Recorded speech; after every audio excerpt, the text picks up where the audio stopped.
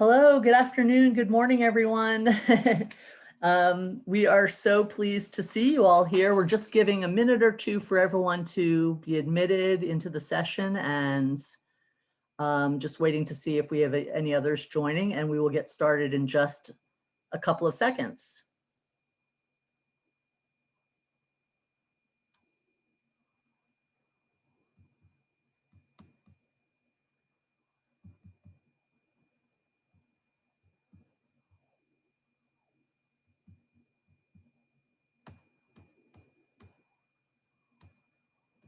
Okay.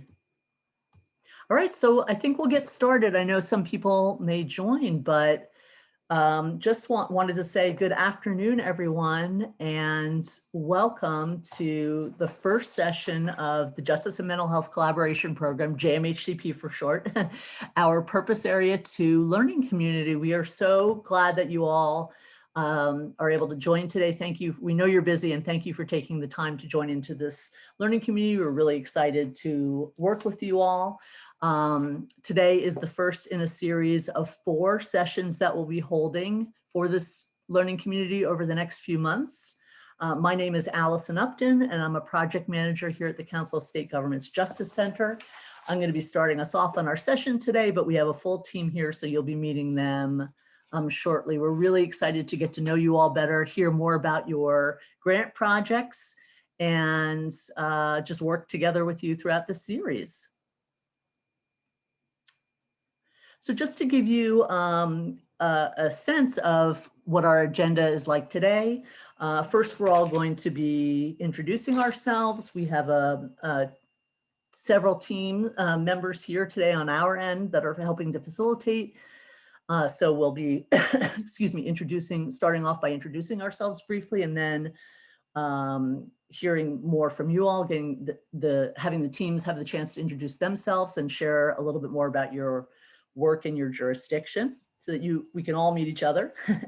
Then we're going to spend just a little bit of time just refreshing on some of the learning community goals and expectations and the sessions that are coming up throughout the series, just to give you a preview on that. We're just going to be really getting then into the meat of our session today.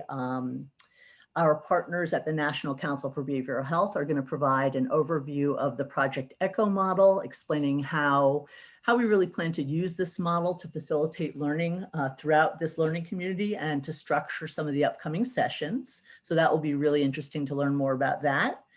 And then after that, we're going to spend really a good part of our session today hearing from our colleague here at the CSG Justice Center, Demetrius Thomas, and our special guest, actually Sergeant Jason Winsky from the Tucson Police Department Mental Health Support Team. And they are going to present on the logistics involved in starting up and running crisis/deflection/mental health centers. Lots of names for that type of a center. But they're going to be presenting on the logistics around that and facilitating an interactive discussion and sharing a lot of their lessons learned from their experience on the ground. And so our session is going to be really interactive today, and we should have plenty of chances for people to engage in discussion, ask questions, share your feedback and ideas. And just a couple of quick housekeeping items wanted to make everyone aware of. First of all, because this is different from sort of a larger webinar training, we're being a little bit more informal here. We really want to make these sessions in the learning community as interactive as possible. So please feel free to, if you have questions or want to participate in the discussions we're having, please feel free to either unmute yourself if you feel comfortable when you're ready to talk. We ask that you keep yourself on mute when you're not speaking. Just all of us are doing that so we avoid a lot of background noise, but feel free to unmute yourself and just participate when you feel comfortable. You can also use the chat box to chat in questions. We're going to be monitoring that. But just we wanted to make sure everyone knew that that was part of the experience we'd like to have going forward. Also wanted to let you know that we are recording all 4 of the sessions that we're having, including today. We're actually I'm minimizing the photos so that you won't see people's faces in the recording, but we're recording for the purposes just for you all, for the grantee teams.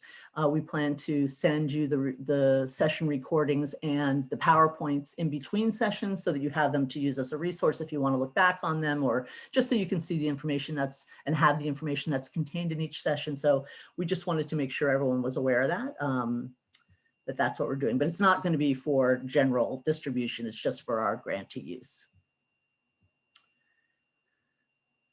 Okay, so I think what we can do next is just shift into our introductions on our end. So we have all of our facilitators' names, and actually later in the presentation, we include our contact information as well. So you'll have that too. And we'll just go in order here, and we'll each briefly introduce ourselves. So if you don't already, a lot of you already know Hadley and Marilyn as your TA coaches, but we can all get to know each other. So Hadley, I'll just ask if you can lead us off. Thank you, Allison, and so exciting to be here for the first session of the learning community. Like Allison said, I know many of you, I have the chance to be the TA coach for several of the grantee teams this year, but I know that, many of you did, wanted to invite, even more people from the teams to, be a part of this call. So if I'm new to you, nice to meet you. My name's Hadley, and I'm a senior policy analyst in the Behavioral Health Division here at the CSG Justice Center. You want me just to jump in here, Allison? Oh, sure. Yeah, please do. We can just jump in order. All right, cool. Hi, everybody. Marilyn Leak here. Like Allison and Hadley said, I am familiar with a lot of you, either currently working with you as grantees, or maybe I've worked with some of you in the past. But I am a senior policy analyst at the Justice Center. I've been here for about 4 years doing mostly technical assistance work with county level projects, and then also on the Stepping Up initiative. So very excited to be here and meet anyone I haven't and see everybody else.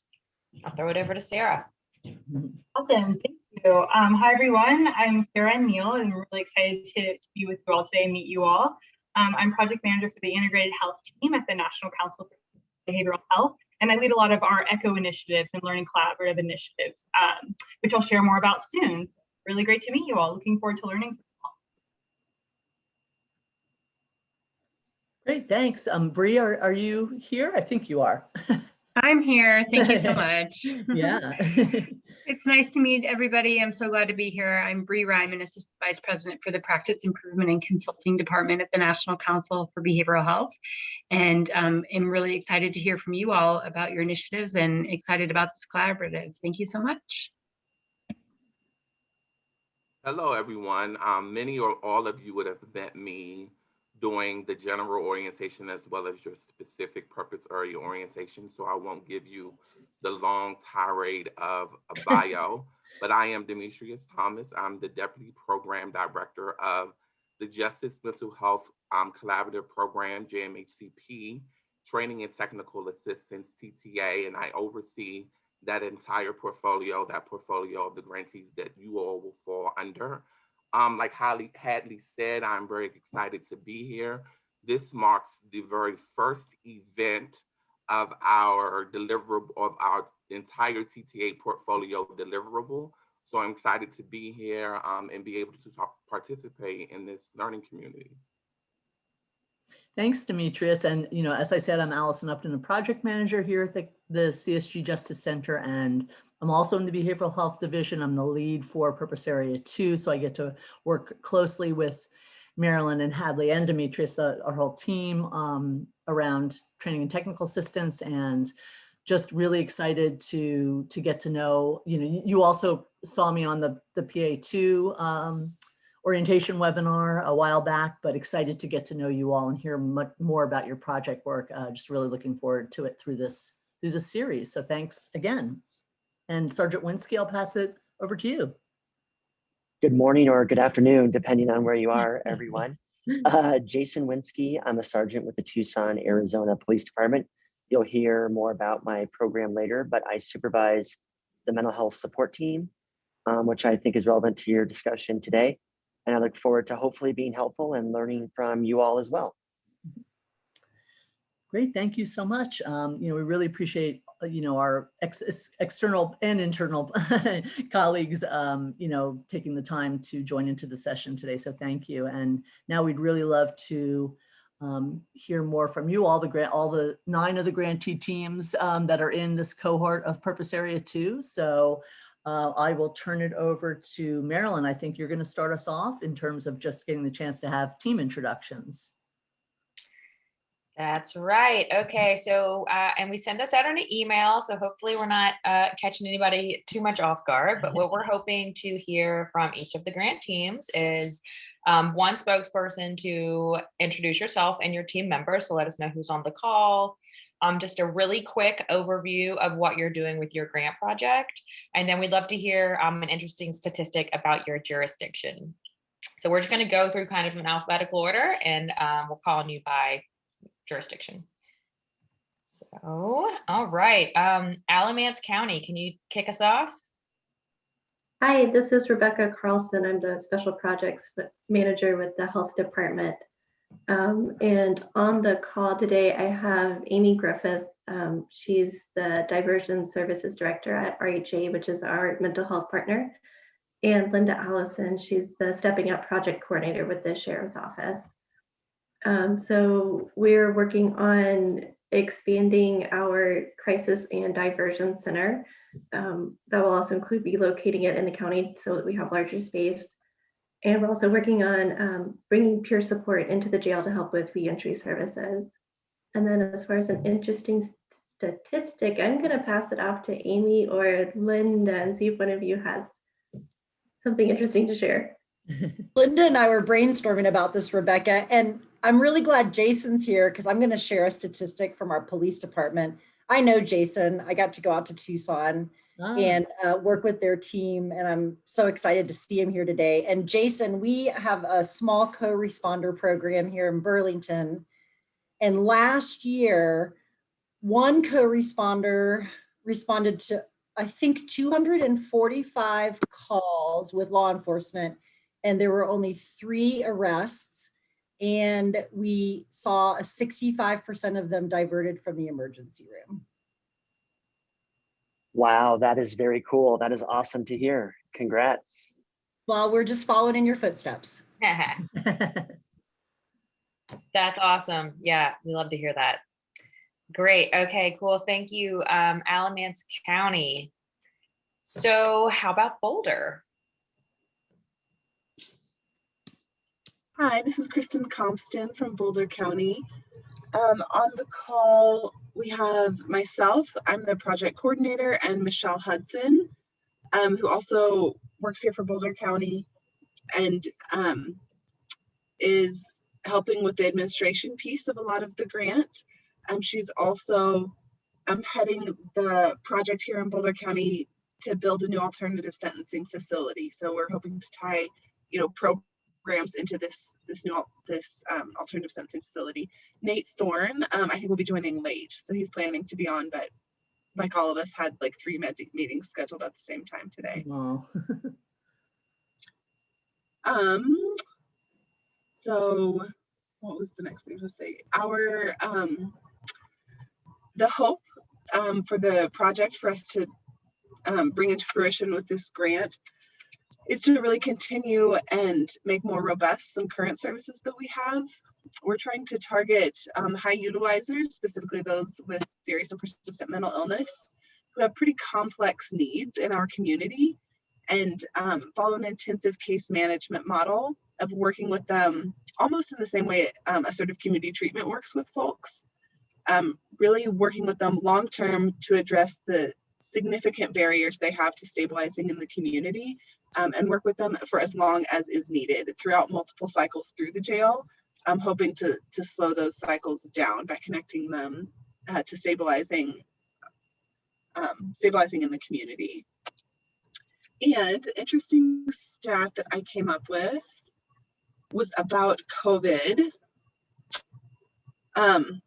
So last March 1st, 2020, as you know, the world started to fall apart, our jail population was 452, And through system-wide collaborative efforts between the jail and judges and DAs, our municipalities, really quick movement to change our bond standards.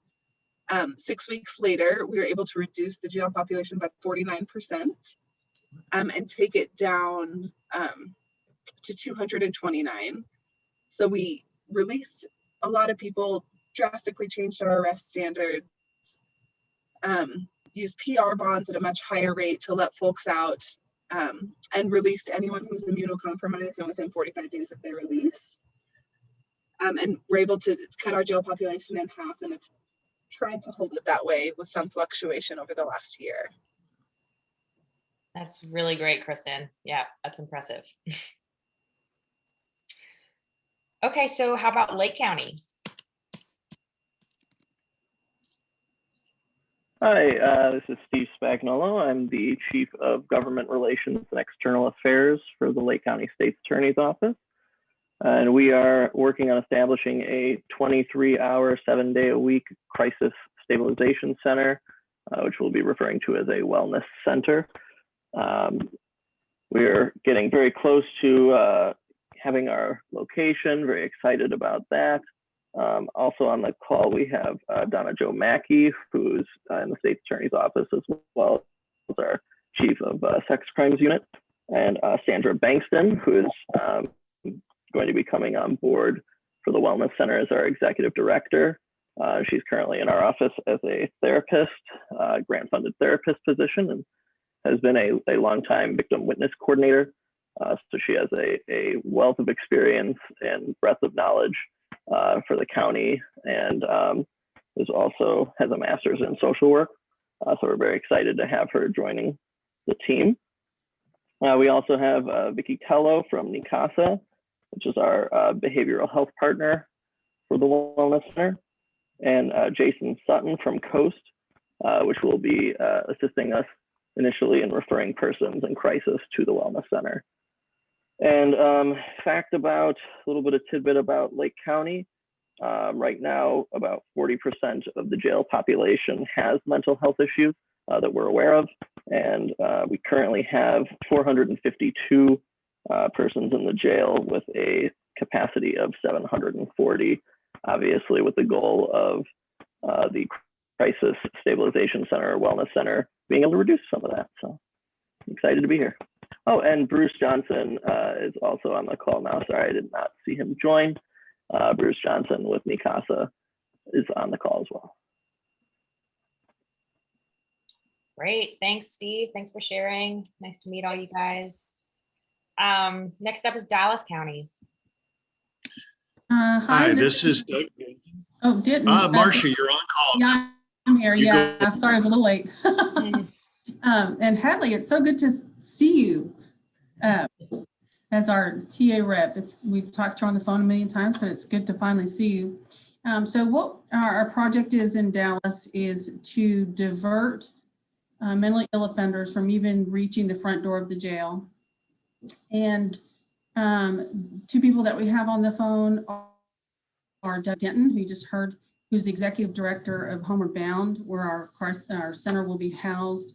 And then our grant has allowed us to bring Dave Hogan on board, who's the clinical director, to really kind of keep the program going while we're all busy with other things.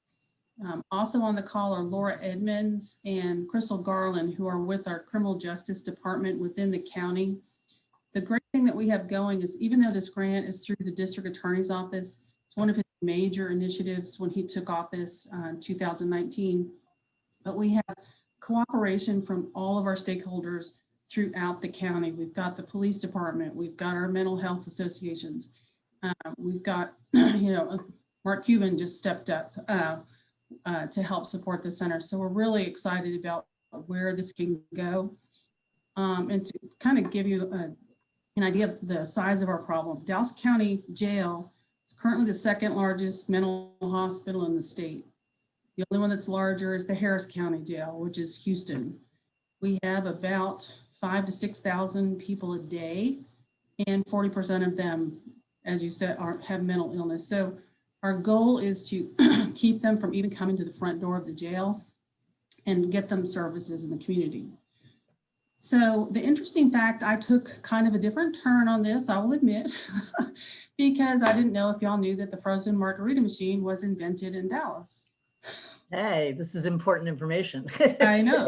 Truly. And the other thing that's I'm sure changed your life is that the integrated circuit tube was invented here at Texas Instruments in Dallas. So, you know, you can have a cold margarita and use your cell phone. All critical pieces of life. Cool. Well, thank you. Thanks for sharing. All right, next up we have Hancock County, Ohio. Good afternoon, everyone. I'm Precious Stubbe from here in Hancock County, and with me on our team, I'm from the grant recipient, the Alcohol, Drug Addiction, and Mental Health Services Board. I'm the director here, and we have my deputy director, Jennifer Swartzlander. And then we have two members of our evaluation team, Mealy Kim and Rachel Wilkins, and then a member from our implementing agency, Kendra Carpenter.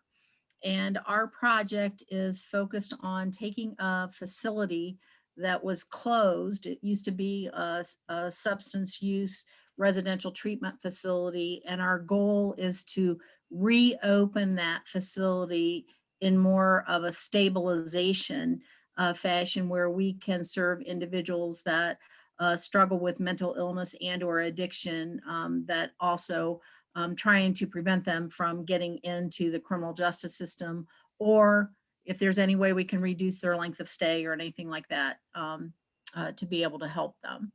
And I am so grateful to Marcia because she and I were on the same, I don't have anything as exciting as the margarita thing. I just thought you might want to know that Findlay is Flag City, USA. And if you don't want to know that, we're one of the top micropolitan areas in the country.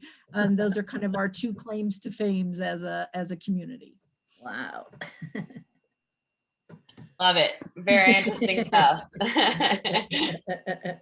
That's the great. entire information we like to know, right? It is. Okay, thanks for everyone here. I'm going to toss it over to Hadley to take us through the next four folks. Great, yeah, this is the final four, but not in any order at all, just alphabetical. So next up, we've got Mobile Police Department, Alabama. Is anyone from Mobile on the call? Hey, Hadley and everyone, it's Cindy Gibson from Alta Point. With me, and Alta Point's the community mental health center for this area, is Megan Griggs, our clinical director, Detective Nate McCarty from Mobile Police Department, and Dr. Trace DeFuric, our evaluator. And our goals for this grant are to address a number of points of intercept, to continue with Stepping Up project we started that has doubled in size over the course of about 16 months, and to provide training for law enforcement and create a pilot co-response in one precinct and a forensic assertive community treatment team to address high utilizers with complex needs, working towards keeping people out of jail or having interactions with law enforcement and linking them to treatment and reducing recidivism. And one of the neat things is about the same time we were awarded this grant, we were awarded another project, which is going to give us the opportunity to open a crisis diversion unit next month here in Mobile. And that will provide an additional outlet for pre-arrest diversion, front-end diversion efforts. And interesting fact, in the past 16 months, even with COVID, we have screened over 30,000 individuals that come through our county jail for serious mental illness and link folks with serious mental illness to treatment and work towards reducing their length of stay and recidivism rates. And so we hope to continue along that trend with these efforts and really dovetail into that work and widen the net. So. Sorry to interrupt, but may I just ask, you mentioned that you received an additional award, I think you said, for the crisis diversion unit. I was just curious if you would share what type of award or where the funding has come from. And congratulations as well. Thank you. The state of Alabama Department of Mental Health offered 3 grants for this year, and so that's where the funding is coming from. And it's basically a pilot to start that throughout the state in different regions. And so what it is basically a temporary observation unit and an extended observation unit and a peer oriented recovery resource area, more of like an urgent care model and it has an access point for law enforcement to quickly divert somebody from arrest to the center, get in and out of the door quick, and get people linked to treatment immediately. Fantastic. Thank you. Congratulations. Thank you. Thank you, Cindy. Thanks, and I'm going to actually skip the order just a little bit. Bear with me. I'm going to turn to the Supreme Court of the state of New Mexico, only because our representative from there has to step out briefly. He's doing a presentation in the state. He will rejoin us, but I'm going to turn it over to Scott just so he gets a chance to introduce the state of New Mexico grant. Good morning. Thank you, Hadley.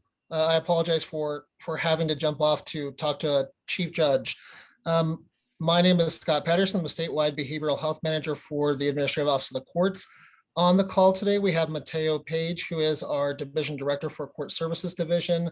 We also have Melissa Lovato, who is our grants administrator, and Anita Morales, who is the Justice Systems Liaison for the State of New Mexico Behavioral Health Services Division. What our grant is hoping to do, we're hoping to do many things, but number one, assist all counties. We have 33 counties in New Mexico to establish a cross-system collaboration team aimed at improving outcomes for individuals with substance abuse, mental health, and justice system involvement. We also are going to use the dollars to complete leading change sequential intercept model mapping for 6 teams, as well as fund some pilot projects that are really aimed at reducing the involvement of individuals, in particularly women, in rural and under-resourced communities in New Mexico, their involvement in the justice system. And our fund facts, we have plenty of dismal statistics that I could give you, but I'm not going to. Instead, I'm going to tell you that we are the 5th largest state. We have 75% of our roads are unpaved, which just really documents how rural and under-resourced we are. We also have the highest state capital in the state, or in the nation. And we're home to 23 sovereign nations, one of which is Taos Pueblo, which has a pueblo that's been inhabited for over 1,000 years. Wow. And that's what I got. Thank you all. Thanks, Scott, and good luck with the Chief Judge presentation. So glad you could join and see you in a bit. I'm going to turn back to the slide and hand it over to the folks from Seminole County, Florida. Hi, my name is Amanda Hamer. I am the grant manager for our county. For those that don't know where Seminole County is, we're actually a small county right north of Orange County, which most people know Orlando is in there, where the mouse is at, Mickey. So we're a little bit of a smaller neighbor to the north. We are actually doing, sounds like a little bit of a different project compared to everyone else. We are actually looking to expand and do a little bit more fermenting with our mental health court. So we are looking to meet people as they come into our jails that might be qualified or exiting our jails and been identified by judges or attorneys that would be better placed and suited in a mental health court, and try to divert them from any further engagement with law enforcement. The funding is going to allow us to get a actual mental health court case manager, that'll be dedicated in our administration team to help kind of do some coordination. It'll also expand our direct services with our partner, who we do have online today with Marissa Cohort. Seminole County is pretty unique where we get to work really closely with our partners. Since we are small, we do get to do a lot of collaborations together, as well as increase some data collection from our evaluator, from the University of Florida, who's going to help us look at data a little bit more so we can look more at sustainability after this grant's completed. A unique fact about us, I didn't find any, Seminole County doesn't have anything really exciting that's happened in our county. We're a natural rural area that has now become more urban.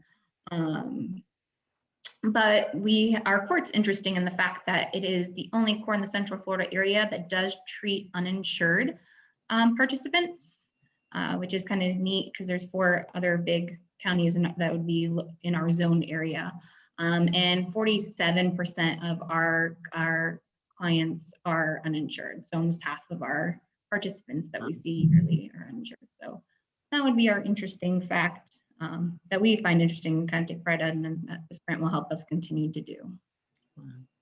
Thank you, Amanda. That is a great fact. Thanks so much for sharing. And I'm going to turn it over to, last but not least, the San Francisco Adult Probation Department, California.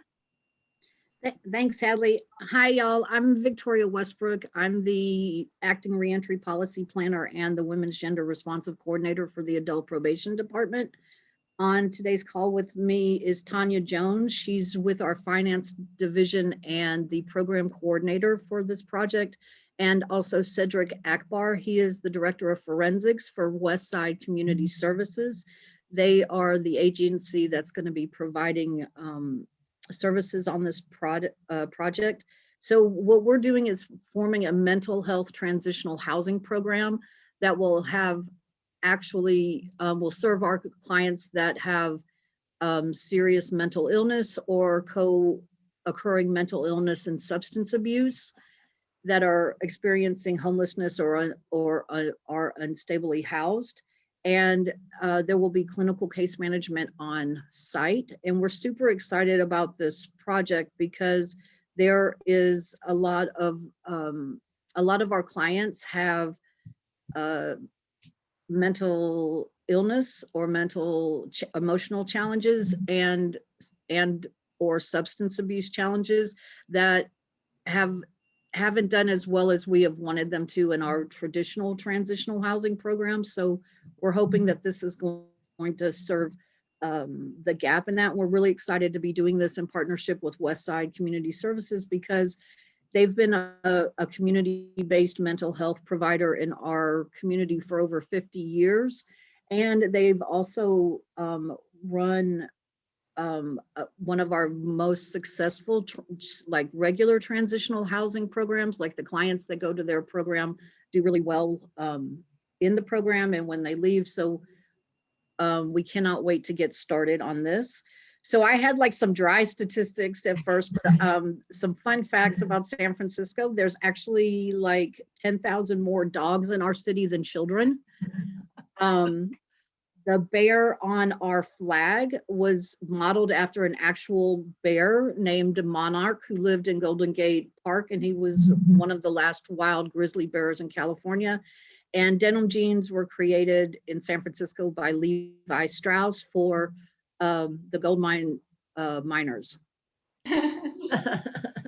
Wow, those are some memorable facts there. Thank you, Victoria. And thanks to everyone for introducing yourselves. It's always so interesting to meet folks from across the country doing this work. And thank you for bringing a mix of poignant and fun facts. I'm now gonna pass it over to Allison so we can move forward with the agenda.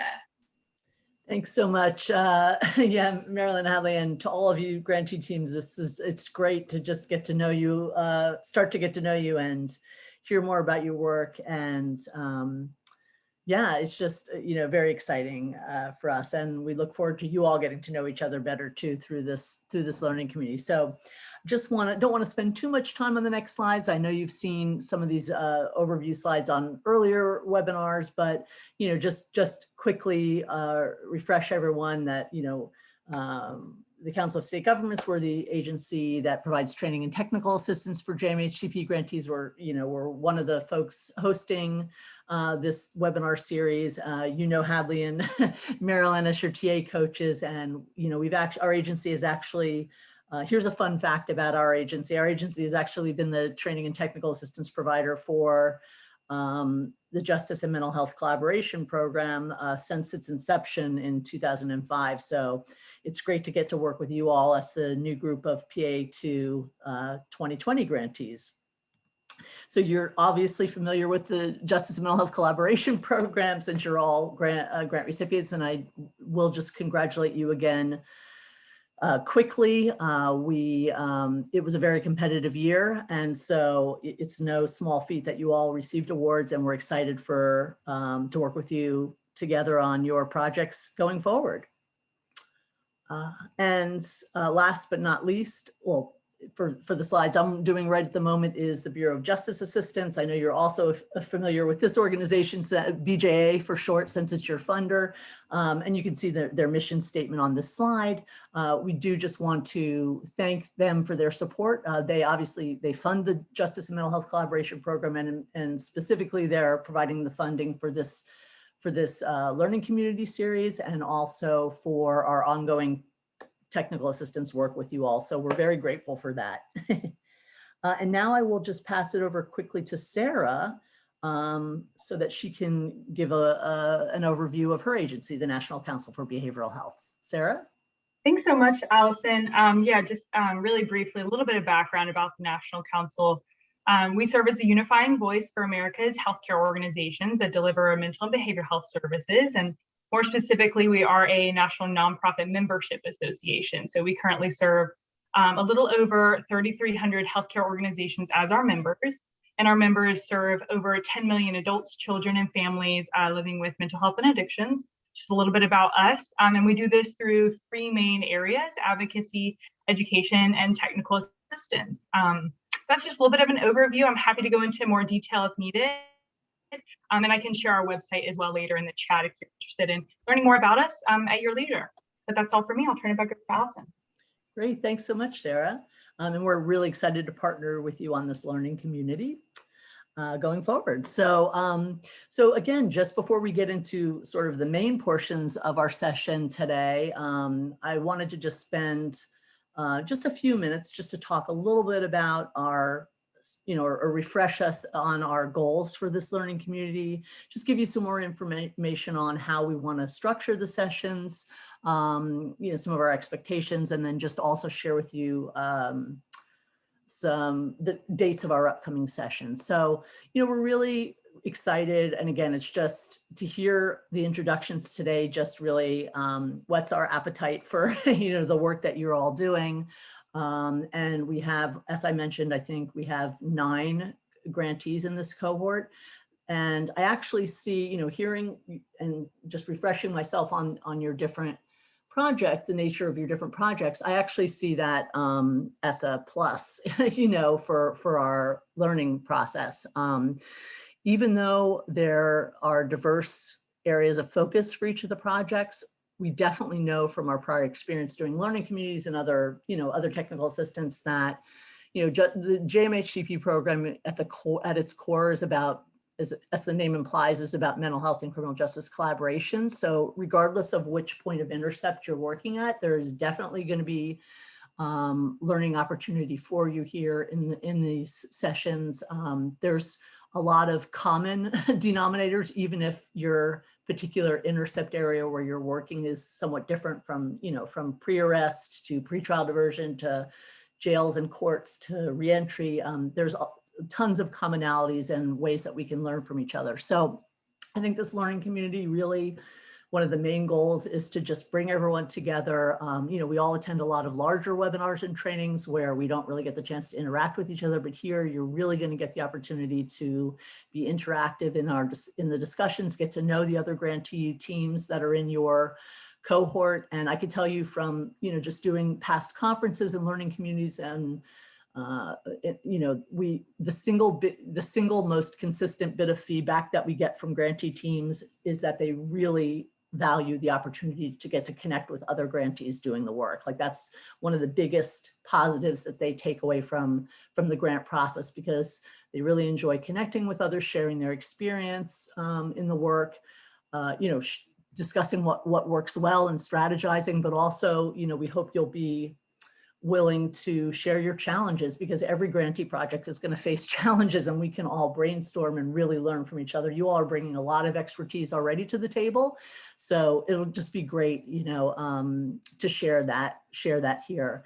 And the learning community is also giving you, an ongoing opportunity to connect with national subject matter experts, right? We have national counsel here. We have our special guests like Sergeant Winsky coming today, and our own expertise in our TA staff. And this just gives an opportunity for people to spend more time with these national experts and to really ask questions, inquire more, dig a little deeper into certain topics.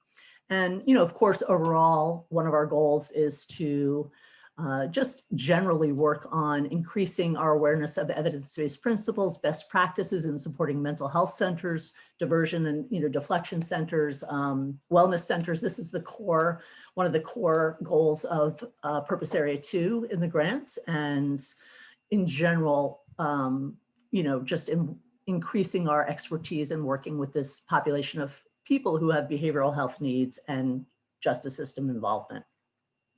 So these are our major goals, and there are others as well too, but just wanted to highlight these. We don't have a ton of rules here, but we do have a few expectations which were created with the thought in mind of trying to make this the best learning experience possible. So as I mentioned, we have a total of 4 sessions over the next few months between now and September. I'll share the dates with you on the next slide. But we really, chose the Zoom platform for a reason. I mean, I think we're all familiar now with the Zoom platform anyway, just through the pandemic, et cetera. But, it's not exactly the same as being in person, but if we use our video function and participate actively, it's definitely, helps to build connection, at least remotely. And so we really encourage you, to the degree possible and the degree you feel comfortable, to use your video camera, stay on video when you can, and certainly when you're speaking, and just to really try to engage as actively as you can in the discussion. I just think that, this is different from a webinar where we might just have a didactic portion. We'll have some didactic pieces to the learning community series, but a lot of the learning community is going to be interactive discussion and questions, et cetera. So it's different from a webinar, and we want to, try to make it as interactive as possible. I think our experience, again, and maybe you've had the same experience on your end, but I think a lot of times the more that we engage and put ourselves out there to be interactive, the more we end up getting out of sessions like this. So that's my piece of encouragement there for that. And just, we will be communicating with you in between sessions. Certainly, first of all, if you all have questions, you're free to ask them during the sessions, but if you think of things afterwards, please also reach out to us. We're happy to try to answer any questions that you have. There are going to be topics probably that we discuss or that just come about through our conversations where you might be interested in getting more resources. Let us know during the session, and we'll be happy to research resources and send them to you. Or if you think of it again after the session, just reach out to your TA coach or me, and we'll be happy to try to send resources. We're also going to send, as I mentioned, in between sessions, the session recordings and the slide decks so that you have that. We're also going to be doing a survey after each of the 4 sessions, and we really, we know you're super busy, but it's not a long survey. We really encourage you to take the time to respond to the survey. It's going to have questions about the session itself, what you found helpful, what you think could be adjusted to, going forward, maybe to work better. And we really just want to let you all know, we really take your feedback very seriously. We want to constantly try to improve the resources and the trainings that we offer, opportunities that we offer, and actually much of our planning for future resources take a lot of feedback from you all who are doing the direct work on the ground. You know, we want to know what's most useful to you all, what's happening in the field, and what you would like to train more on. So we really take that feedback seriously. So you should be getting a survey, you know, within probably a week of each session that we have. And we just really, you know, I know you all are busy, but if you could respond to that, that would be fantastic. It would be very helpful. And just quickly, we also will ask of you a little bit, Sarah will touch on this a little bit as well, but in order, again, to make the sessions hopefully as useful as possible, and this is connected to the Project Echo model, which you'll hear next, we are going to be asking you all as teams to think about either individual case examples or programmatic examples that you can bring to the sessions that are on the topic we're discussing, so that we can have an interactive discussion. So I don't think it will take a lot of your time, but we're going to be asking you to do a little bit of prep in between sessions. And we hope, you know, that will be doable for you all in the sessions to come. So I'll just pause for a second here and ask if anyone has any questions on what I've covered so far or feedback.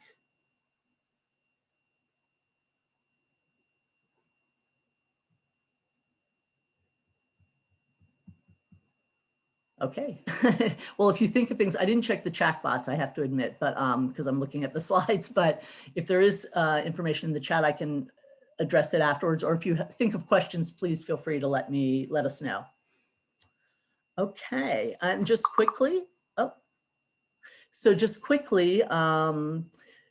have this slide, which again will come to you on our upcoming learning community sessions. Today is our first in the series of 4.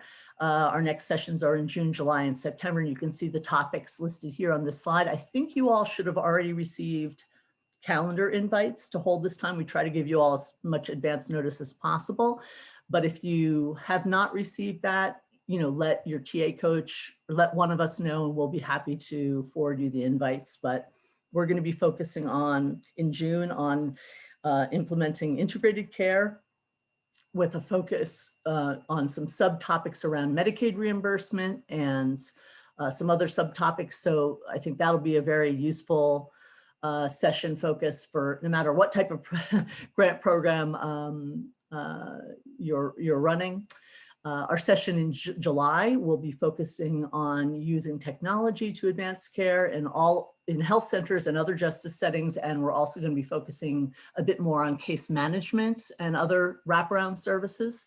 And then in September, we're going to really take a deeper dive in on medication-assisted treatment. So again, unfortunately, I think that's a topic that applies to most jurisdictions. So we're hoping that you will find that helpful as well.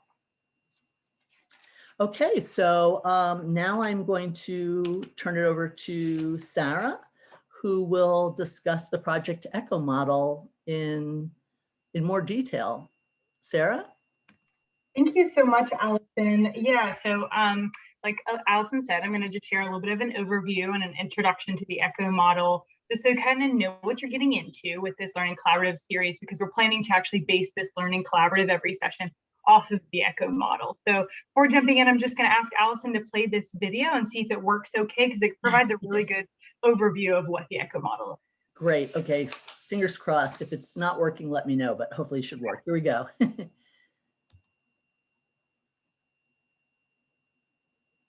Think of it as a high-speed internet connection for the healthcare system.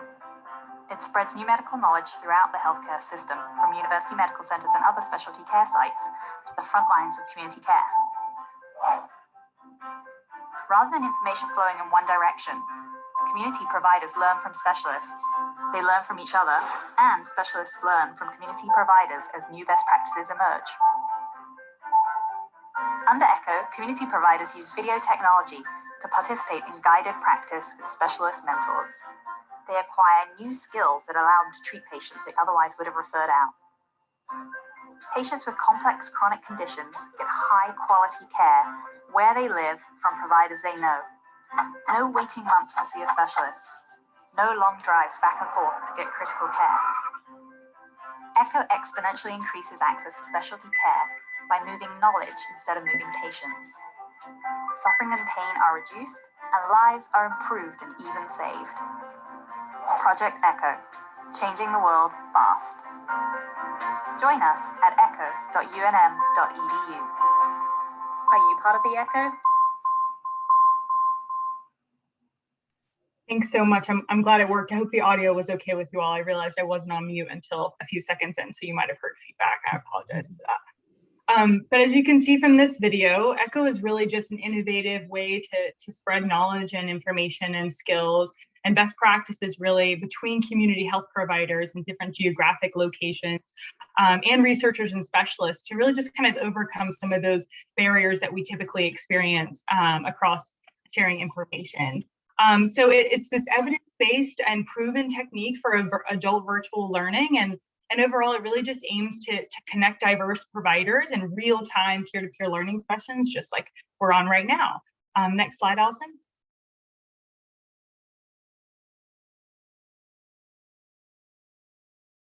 One second here. No problem. Why is, let's see. Is that the, yeah, okay. I don't know. Yeah, a little sensitive. No problem. And so before sharing a little bit more about the Echo model and what it's going to mean for you in this collaborative, I'm going to just briefly give a little bit of background on the Project Echo's mission and impact. So the Project Echo Institute is actually run through the University of New Mexico. You probably saw the state of New Mexico in that video. And they're really the national leader in this, and they train Echo hubs and facilitators in how to use and scale the Echo model. And they have all this information on their website too, which I'll share in a minute. But I did want to share that their mission is really to democratize medical knowledge and get best practice care to underserved people all over the world, touching the lives of 1 billion people by 2025, which is definitely an ambitious and exciting goal. I think one true indicator that I thought was helpful to share here of how powerful the Echo model can really be at spreading information really broadly and quickly is through their work that they've been doing since the COVID-19 pandemic. So I'll share a little bit more in a few slides, but essentially, within the first 3 days that the pandemic really began to spread quickly throughout the US, back in the beginning of March last year, we all remember, as soon as state and local government started shutting things down, in those first 3 days, the Project Echo Institute was really able to conduct trainings in 55 different countries and 4 different languages focused on COVID-19 response. And I thought that was pretty impressive and truly shows how quickly the model can be implemented and leveraged to meet the most critical needs related to public health. Next slide, please.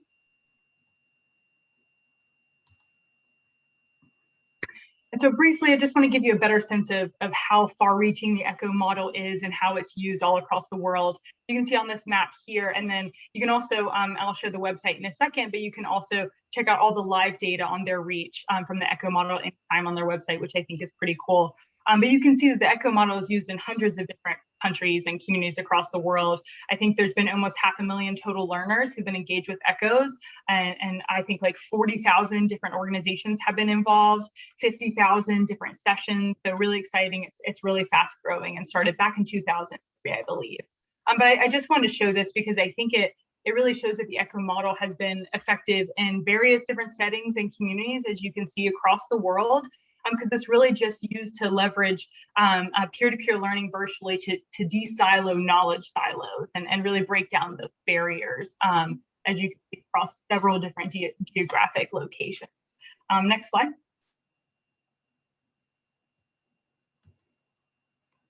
Great, thanks.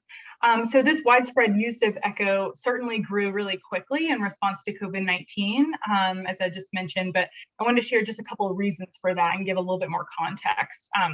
So, when COVID first hit, health providers were responding to COVID-19 with, there weren't best practices yet, and there wasn't, CDC guidance or standards yet. It was just very vague, and people were doing the best they could, and organizations were doing the best they could with the information that they had.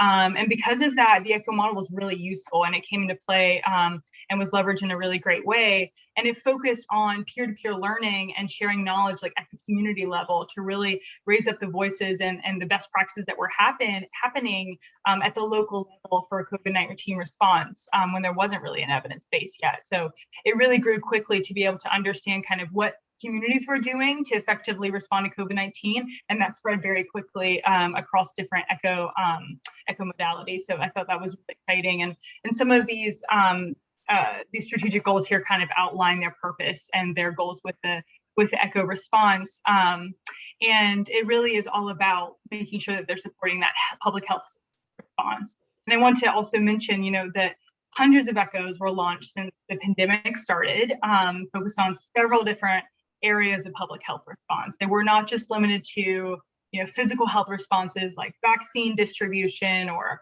addressing vaccine hesitancy or how to treat those experiencing homelessness with COVID-19. A lot of it was also focused heavily on the mental and behavioral health impacts of COVID, which were obviously very embedded in our work right now.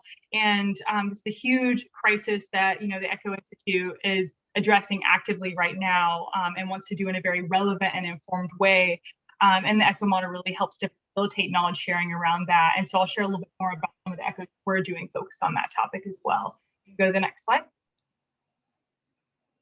Great, so just an example of some of this, and this also helps to show that, ECHOs really have the flexibility to focus on various different topic areas. They don't have to just be related to physical health or client care, client-facing care. They can be used in several different topic areas. And so just to give you an idea, here's a couple of the lists of the ECHOs that we run at the National Council that we posted over the last year or so.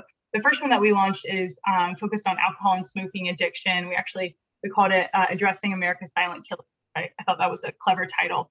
But that one was really about improving integration of addiction services across various provider settings, really successful. And that one was very client focused. We had a lot of frontline providers on the line. And then another one that we launched was focused on improving team-based care and behavioral health settings. And that one was a little bit different because we had a lot of administrators on the line and a lot of, CEOs, managers, case managers, things like that. And it was focused on kind of a different aspect. And so we think that's been really exciting too. We're closing out that series now, actually. And then the next one that you see has been focused on addressing childhood trauma, specifically in response to the increase due to COVID-19. This one's been really exciting, and it's really focused on improving the integration between behavioral health services and school-based health centers. So pretty unique there, and that one's been really great. We're in the midst of it right now. And then lastly, we have our health equity ECHO. I can actually say this is probably my favorite one of all of them, actually. And it's really focused on improving the diversity, equity, and inclusion, or DEI, efforts within behavioral healthcare settings and organizations. That one's been really unique. And I just wanted to highlight these again, just to emphasize how ECHO can be used for various topic areas. And I think it's going to be a really great method to use for this learning collaborative. So you are able to share questions and ideas and best practices around improving the behavioral health services within your communities, like you're mentioning. And I love the fact that each and every one of you, all you grantees are focusing on so many different aspects related to improving behavioral health services. I heard providing on-site treatment and crisis services, peer services, transitional housing. It's all very diverse and different, but I think the ECHO model will be a really great method for learning from each other on all these different topics. Since the services you're implementing look so different across different settings, it's a great way for us to learn from one another and understand what's working in one setting may or may not work in another, but kind of learning from others. So I think it's a great model to use. And so I'll just stop there on this slide, but I just want to say that, just a diverse area of topics that we can cover through ECHO. So I think it's going to be a great model for this topic. And I'm happy to share more information about any of these here too. We have a website that shares a lot of that information, so I'll drop it in the chat soon. Next slide. Okay, so now we can actually get into kind of the nitty gritty of the ECHO model and so why is it so effective and what makes it different than kind of your traditional virtual learning collaborative model, which you're probably familiar with? Well, there's some really kind of unique components and principles of the ECHO model that really help to foster that interactive peer learning that Allison was mentioning, really focused on problem solving around a specific case or example. So it's not just focused on a presentation from an expert like a webinar, but it's really focused on that peer learning and this all teach, all learn model. It's also extremely scalable, as you saw on the previous map that I showed and some of the information I shared about how widespread it is from COVID-19. It's something that can be used to scale information really broadly. And then lastly, it's extremely adaptable, meaning that the model it's flexible enough to meet the needs of providers in many different settings. Just like I mentioned from the diverse topics on the last slide. And I think, it's a great place to adapt the model in the way that we need it for this learning collaborative to make sure it kind of best fits your needs. Next slide.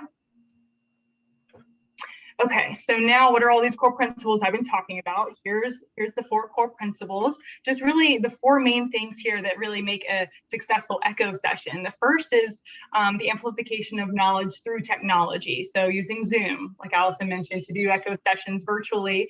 So various providers and organizations from different geographic locations can all access the same information in real time.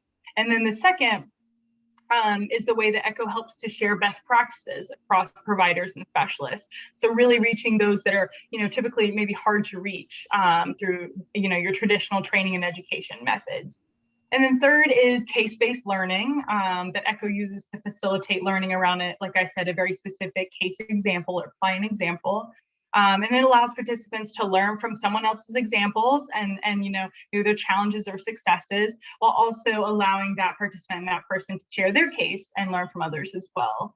And then lastly, it's really important to the ECHO Institute to monitor and track outcomes for knowledge growth using the ECHO model. So making sure the ECHO is addressing the most critical needs and improving. Next slide.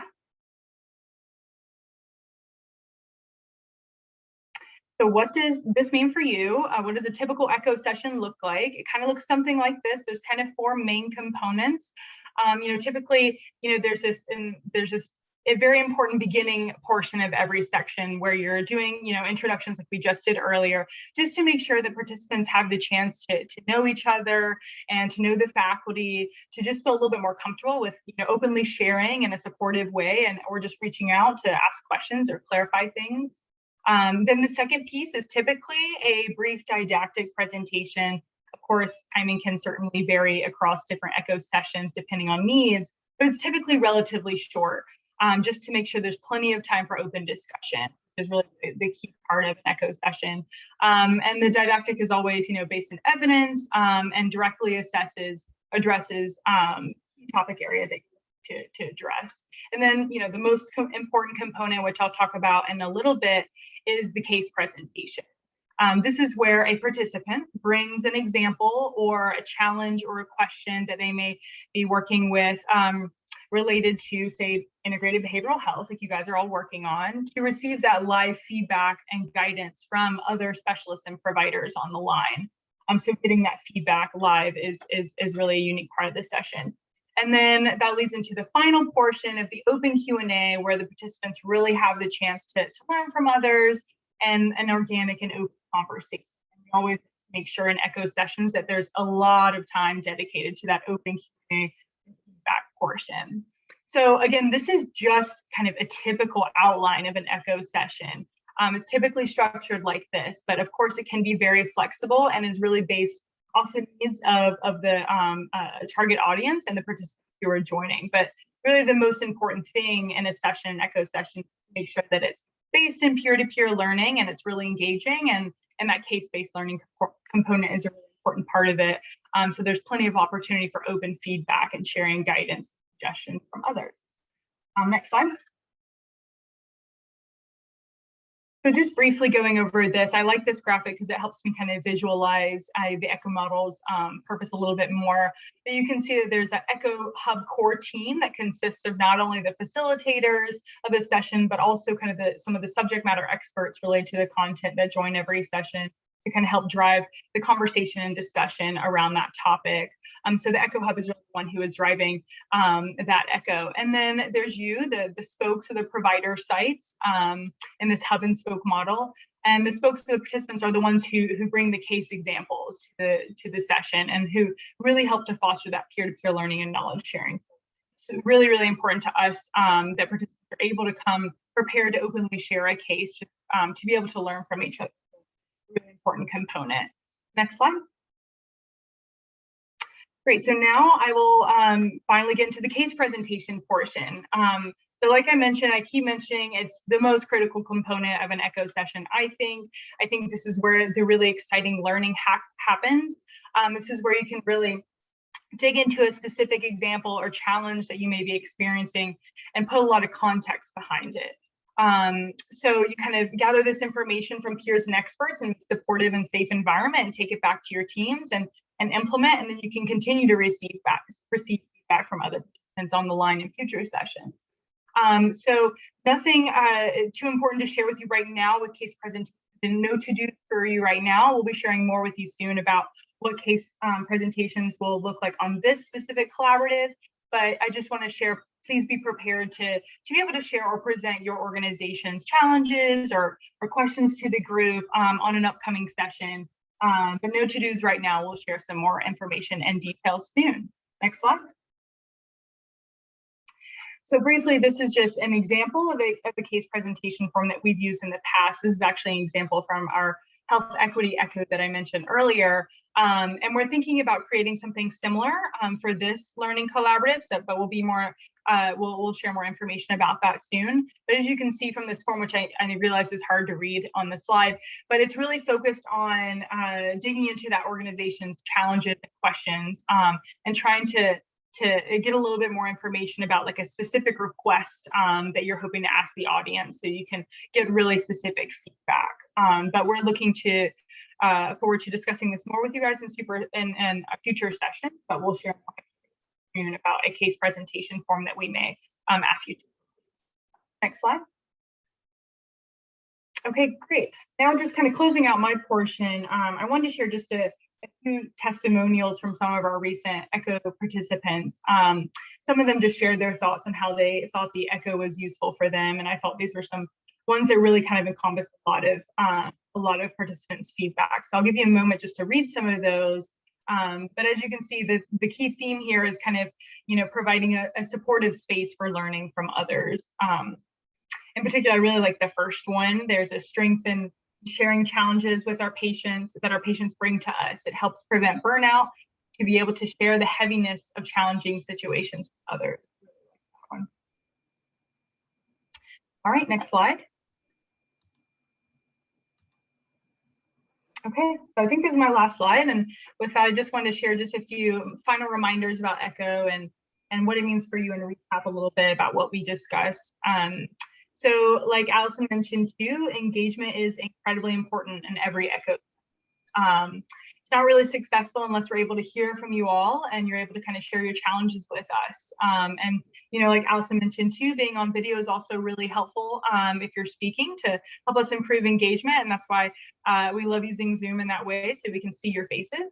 And then second, please come prepared to discuss your challenges and opportunities with others and in an open and supportive manner. And please be mindful of others who may be opening up to share sensitive information or get a little bit vulnerable. And I think that's a really important part of ECHO, being able to safely and supportively provide feedback. And then third, we ask that you and your team present at least one case presentation to gather feedback from others.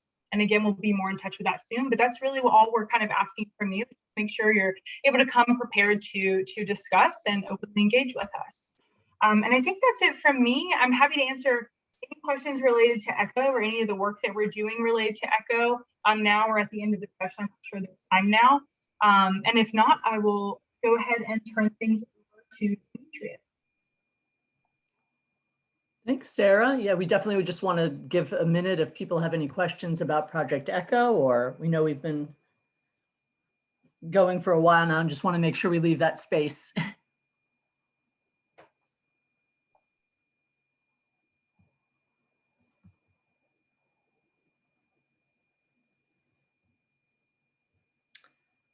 All right, well, if you all think of questions, again, you can unmute yourself, you can share them in the chat box, and even after the session, please contact us if you have questions about the Project ECHO model. We'll be glad to try to answer them for you. So Demetrius,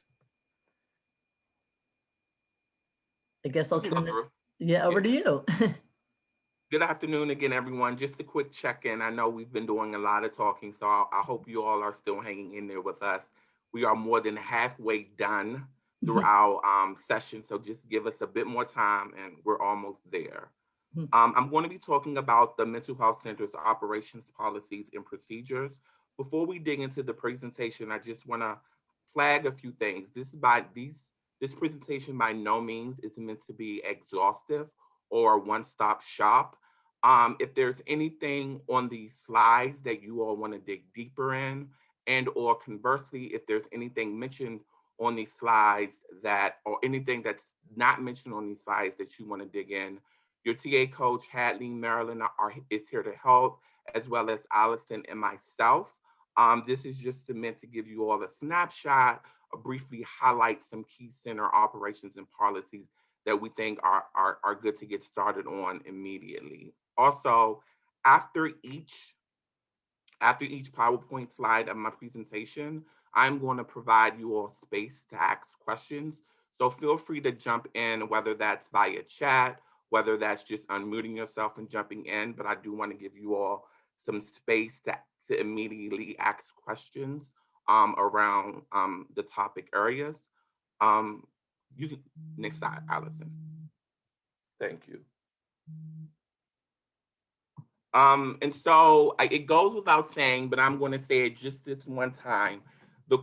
And I know this can be difficult with all the different moving pieces that are needed to establish this type of center in terms of operations, policies, and procedures. But the quicker that you can do any of these things, the better you and the center will be in terms of building collaborations, in terms of implementations, in terms of program success. So the quicker you can do any of these and begin to do any of these things, the better the center will be. So the first thing that we really wanted to focus on was your building and nurturing collaborations and partnerships. One of the main ways to do that we think is beneficial for a center is creating an advisory board. In your advisory board, members should include peers and those with lived experience, as well as community members. Here, when I say community members, I really mean those who live in the community that your center will be located. There's a lot of times when folks in that community feel that we are bringing certain individuals in their community that will diminish the quality of life. So it's important to build those ties with those individuals in that community to let them know that in fact the purpose of the center is to do the exact opposite. It is to improve the quality of life, not only for individuals, but for people in their communities who may be experiencing and involved in criminal justice, mental health, or behavioral health systems. Of course, the government agencies are important both on the state and local level. This would include the Department of Health, your Office of Mental Health, your Office of Substance Abuse. These are your typical folks, because a lot of times if your center is providing mental and substance abuse assistance, you're going to have to be licensed by them and their authority in their body. So including them and on your advisory board is going to be extremely beneficial. This also includes those other government agencies that may be beneficial to your center. For example, your homeless services, right? Like a lot of these individuals may be experiencing housinglessness or homelessness. And if you can connect and build that relationship with your homeless services and try to build in policies where maybe there's this backdoor, I don't want to say backdoor, but there's just policy in this agreement between you and homeless services of how the needs of your participants can be elevated when trying to find them housing. Those type of things are beneficial. In addition to these regular people, there's always the first responders, the firefighters, EMS, law enforcement.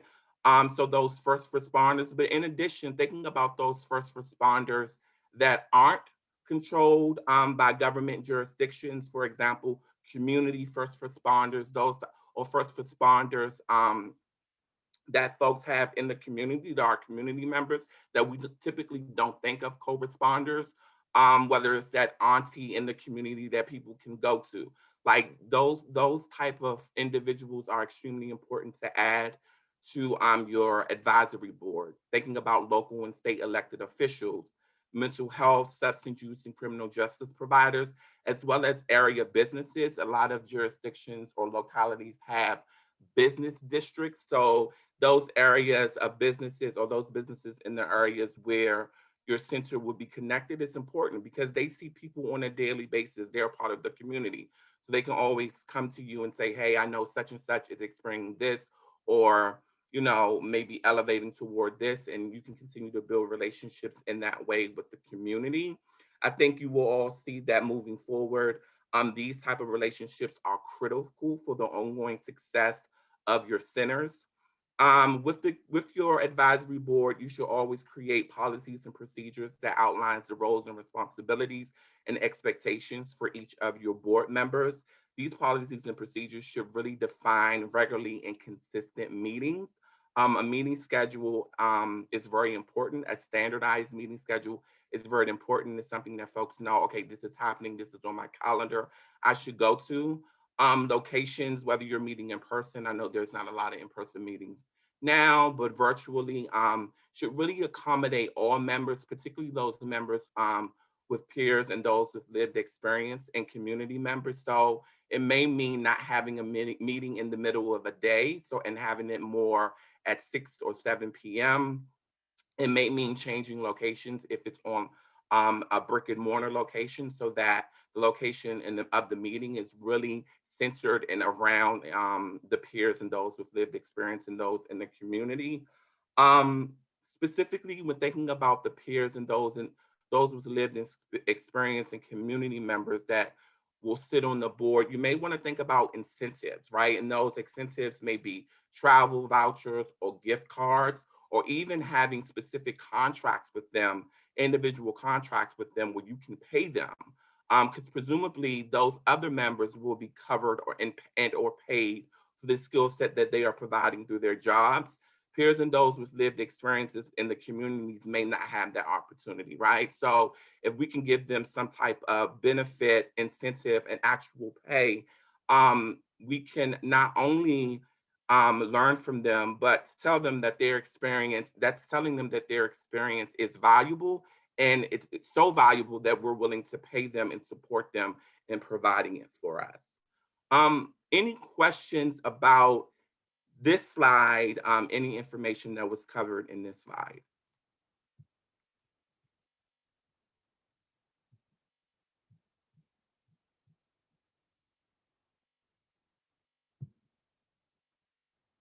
Okay, cool. So the next slide, Allison. With these members on the advisory board, or just other members, or just other individuals, you may need to develop MOUs, right? And in these MOUs, there are a few things that definitely should be included. You should definitely include in terms of the terms of your relationship, what they will be providing, what you will be providing them. Identify what, how often, and through what mechanism information will be shared. You may realize that specifically when working with law enforcement or working with homeless services, that there's information that you all will need to share, right? And so you should include that into a written MOU, have the expectations clearly outlined. You may also need to, in addition to, again, establishing regular meetings to discuss the relationship and progress, specifically around data being shared, the value add the data is having. And on that data piece, you may also need to create a shared internal database with your partners, right? And I would say that when working with your partners to establish these MOUs, you should definitely have legal counsel review these things just to make sure you're following HIPAA protocol, you're following data use agreements protocol, and you're being secure as possible. However, with that being said, I know establishing shared databases, can seem very daunting, and in a lot of ways can seem very expensive. But there are possible ways where just internally in-house, your data team, if you have a data team, you can create a simple system that will allow you to share data that is very important and less expensive. So I think you all should explore that. We also have, we also can provide support in that in terms of our TA consultations and other ways to help you think through mechanisms and ways where you can share databases, because that's going to be important when we talk about the sustainability, the data evaluation piece of your centers. Any questions on this slide? So, and before we move, Allison, just as a point of, and feel free to jump in with questions as I'm speaking, just a point of clarification, right? So for example, if you were developing a side with homeless services, you will explain that, we're developing this relationship with homeless services with those individuals who've been identified through the centers. They can be escalated through whatever certain processes homeless services had. You can talk about, in terms of data sharing, you can talk about those individuals that are being, that the center is suggesting work with homeless services, having homeless services identify whether they placed that person or persons, where they've placed them. Have you all been in continued contact? How is the housing being handled, and those type of things. So those are some real life experiences of how an MOU can really help shape and build on the success of the center program. Any questions about that? Hey, Demetrius, it's Marilyn. No questions. Just wanted to flag that I put a link to some example MOUs that we have in our strategy lab, and there are some other like information sharing agreements and things like that on that website if people are interested. Perfect. Yes, Marilyn shared that in the chat. Definitely check that out, folks. Demetrius, I just, not a question so much, unless just to ask if the teams here have had this experience, but a lot of times with past grant projects, we see MOUs being really key in terms of referral processes or drop-off processes, if you're thinking of centers, just, is a really helpful tool to make sure that all the parties involved are, have thought about a process, like what are the procedures for dropping, what are the expectations around dropping people off at a center or getting people served at a center, or what are the processes around referrals, to a mental health court or to a housing program, right? Like we've seen that a lot in terms of the JMHCP grantees. So I just a comment that I wanted to, add about MOUs. Yeah, and that's extremely important, Allison. And I would love to hear yours if you all have experienced anything. But in a few slides moving forward, we're going to talk about those specific policies and procedures that centers should have in place. And one of those things is really about your referral process, the community linkage process with criminal justice, substance use, mental health organizations, because those folks are going to be the folks you're going to be linking your participants to. So again, any type of relationship you can develop with them, processes beforehand to elevate and get your participants in place so that they can address their needs almost immediately when entering the center is extremely important.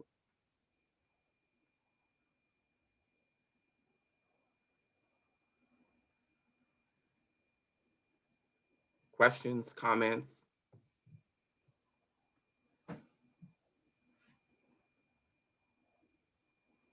Okay, we can move forward.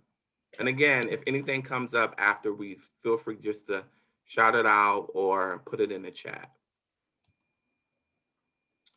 Center, and then we say working with police departments in terms of referral, because for a lot of centers that is the primary source of referral. However, this can be applied to any referral organization or referral point. It's important for you all, along with your advisory board, to really help referral sources to develop their operations protocols, right? And so this is, just using the law enforcement and the police department as by way of an example, right? So you want to work with them so that you all are working on the same page of identifying center eligibility. And this really gets around if it's law enforcement as well as other referral sources, like is eligibility going to be 18 years or older, right? Is eligibility going to be juveniles? Is eligibility going to be any and all criminal charges, or are some criminal charges going to not be included in terms of bringing them to the center? So these are some eligibility things that you really should be thinking through with your referral sources when you are when they're developing their own internal protocols. How individuals will be referred? Is it just going to be through the police department? Will it be through other channels like other co-response models, MCTs, those type of individuals, or community first responders? If it's going to be the police department, is it just going to be patrol, or is it going to be housing? Is it going to be transportation? Who will be doing the actual referrals from your referral sources?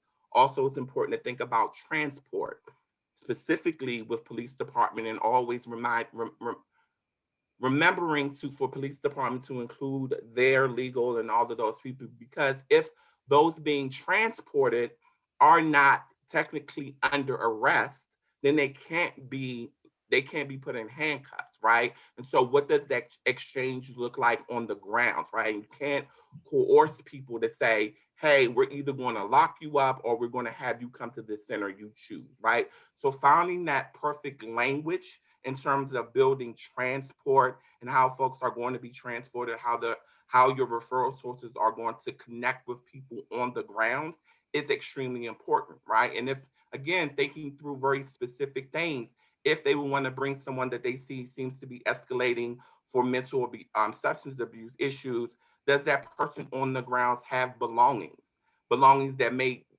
certain people have carts and they have their belongings, so they can't bring them necessarily in the transport van or car that the referral sources are going to have. So maybe, there's your team where you can say, hey, we've identified an individual, we want to take them to the center.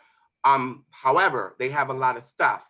Can you come and pick this up? We'll wait here and then we'll bring it. So thinking about transport and ways to transport, especially around the police department, around civil liberties and civil rights and arrest, that is extremely important. And then thinking about forms and information of the actual handoff, the actual drop off. What we hear from referral sources, especially police departments, is it is most impactful. Referral sources are most willing to drop individuals off if it's less burdensome and tedious on them when dropping these individuals off. So in a lot of ways, we try to have that handoff drop off process happen in 5 minutes or below, right? So having very clear protocols of what needs to happen during drop off and how that drop off will look is extremely important. And it is also important, and we're going to discuss this a little bit moving forward to the centers, right? Because there needs to be this mechanism within the centers of this pre-screening, right? Because there may be just certain services that the referral sources is trying to drop off that you all can cover, right? So for example, the center may not be able to deal with acute medical injuries, right? And if you have that space to do that initial pre-screening, you may be able to detect, hey, for example, this person has an elevated hypertension, or they may be, or they have a broken leg versus a sprained leg. We don't provide those services. So, hey, police officers, you can drop them off here. It is best that they are transported to the emergency room. So just those type of protocols of what handoff is going to look like, it's important to have that in place with your referral sources from the very beginning, and conducting those protocols and other necessary trainings, whether those trainings are CIT, whether they're trauma-informed care, whether they're de-escalation trainings, mental health first aid, just making sure that those protocols and those necessary trainings for your referral sources are well in place before things begin to happen, right? Because you want to make sure that you all are speaking the same language, meaning center staff speaking the same language with your referral sources, because again, that is the crux of the program, right? And so if those things aren't ironed out from the very beginning, then folks won't be coming to the center and you can't do what it is that you were designed to do. I will also suggest that you all do dry runs with all of your referral sources, like actually have someone bring in a stand-in person and see how long is the handoff process taking place? How long is it taking to fill out forms? Is there ways that you all can better streamline that information? How are folks feeling when you are bringing them in, right? So I think these are key things that you all should really begin to think about when you're working with your referral sources. Any questions, thoughts about the information on this slide?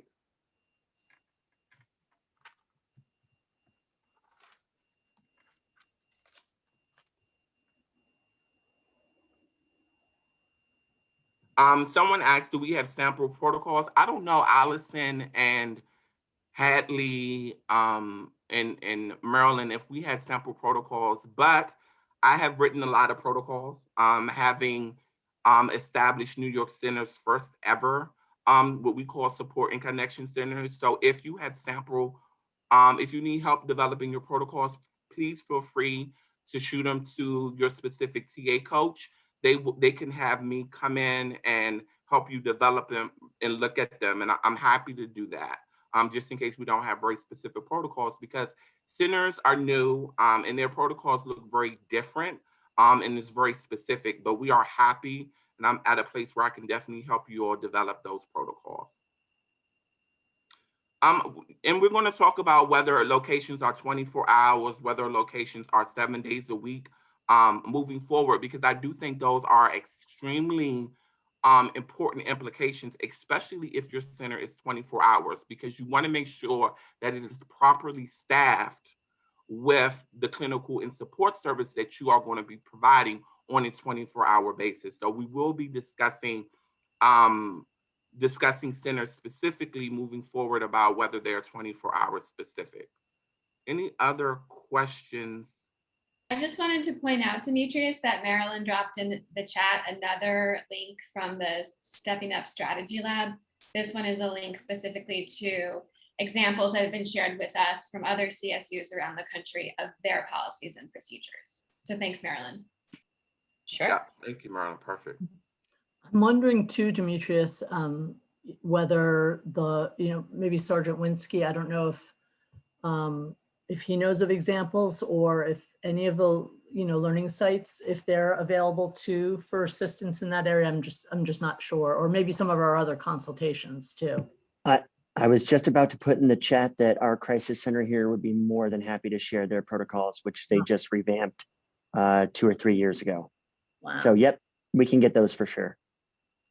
And that reminds me, Sergeant Winsky, please feel free to jump in at any point as I'm presenting these things, because again, I'm far removed from this. You are the expert on the ground, so please feel free to jump in and add echo and or include any thoughts that's missing in these slides.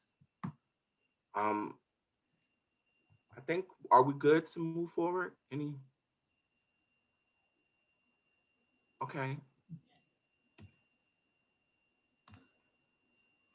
Another thing I think is very important to think about is your data, your outcomes, and your program's evaluation. This information is will not only help you measure the actual success of your program and the impact you may be making on a local or state jurisdictional level, but this type of information is also going to help with your funding and sustainability. You want to show your funders, you want to show folks, government agencies, state elected officials, that your program is not only doing what it said it was going to do, but it's exceeding that, right? And you have this proof, you have this verification to support and show the success of your programs, right? And we think about these things in terms of larger buckets, right? So it's this identifying and tracking that baseline data. So knowing from the very beginning, the mental health cause that wherever your center is, whoever the folks, the community or locale that your center is serving, knowing what the percentage of mental health calls is in that area, knowing the emergency room visits, knowing the arrest of the population within that locale, right? And that type of baseline data, you'll be able to show moving forward after a year, if you're beginning to make an impact on that, right? Has there actually been for that community a decrease in mental health calls? Has there been a decrease in emergency room visits? Has there been a decrease in the mental health behavioral population within that locale being arrested or being, detained, right? So having a first take on that baseline data, and then after a few years, a year or so, 6 months, year, 6 months after you're being fully implemented, being able to check and see, hey, we're making strides on this baseline data. So that type of data is very important.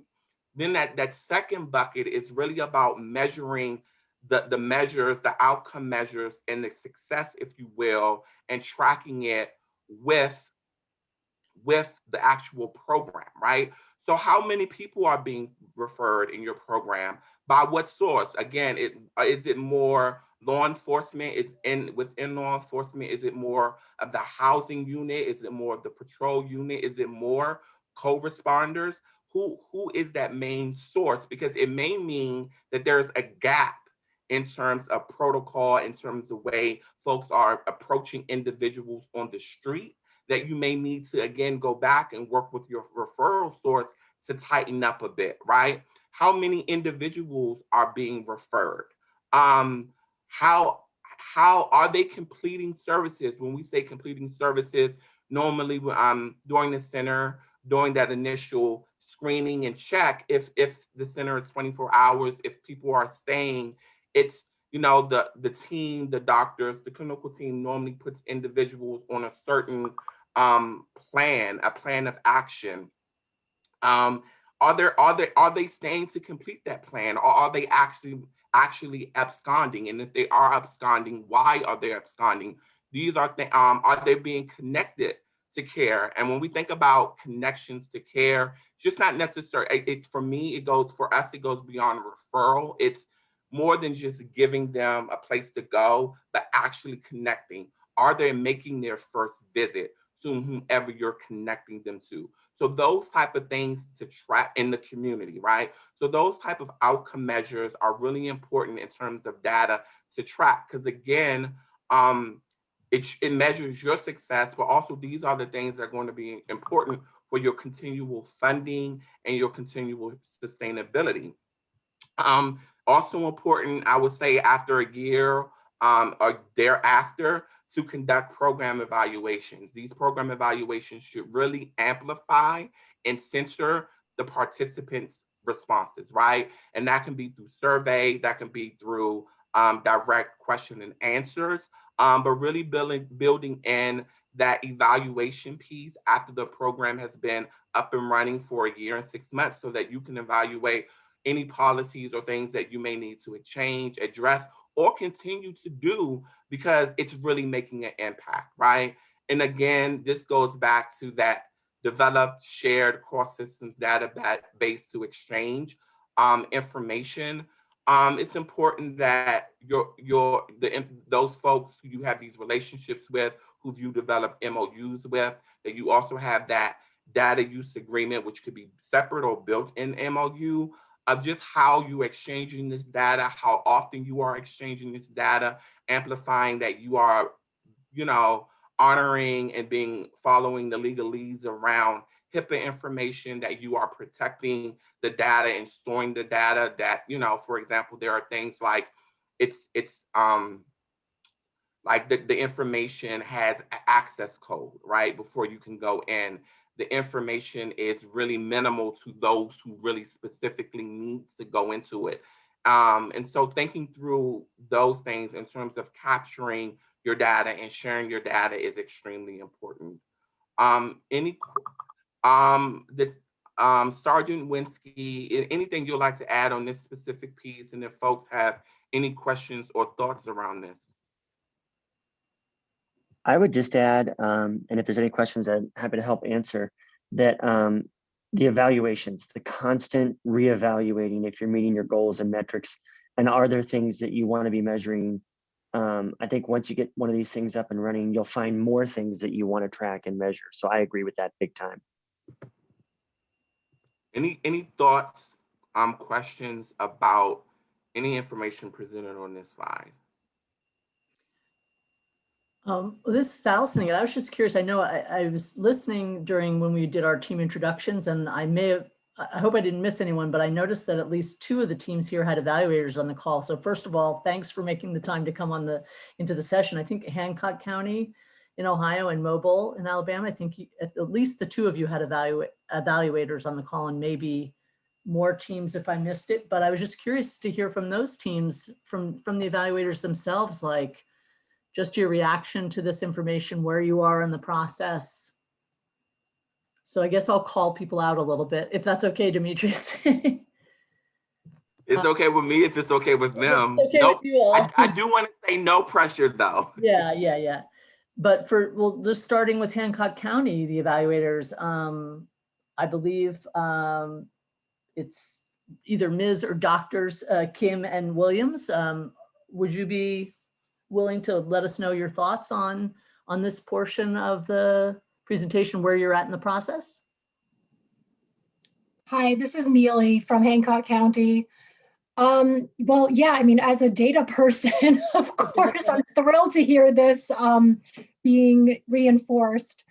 I think right now in Hancock County, we are revisiting some of our MOUs to make sure that we have those data use agreements in place, because I think this is not a unusual problem, but sharing data across systems can be somewhat challenging. There are some trust issues that go along with that. So I think putting it right into the MOU that does get revisited annually in our community will help us create some sort of a pathway forward in getting information such as recidivism rates.